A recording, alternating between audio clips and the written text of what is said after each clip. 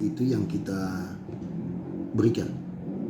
Kita berikan kepada masyarakat di Dusun Ala yang terdiri dari 4 rusak berat, 9 rusak ringan, rusak sedang dan 32 rusak ringan.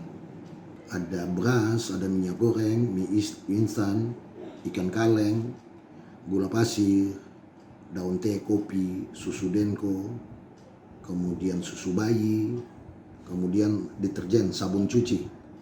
Kemudian kita juga memberikan bantuan kasur lipat, ada yang ukuran 1 badan dan 2 badan. Kemudian family kit itu ada handuk mandi, sabun cair, sampo, sikat gigi, pasta gigi. Kita kasih minyak telon, untuk perempuan kita kasih pembalut wanita, dan kita kasih minyak tanah kepada mereka yang terdampak. Terima kasih sudah nonton. Jangan lupa like, subscribe, dan share ya.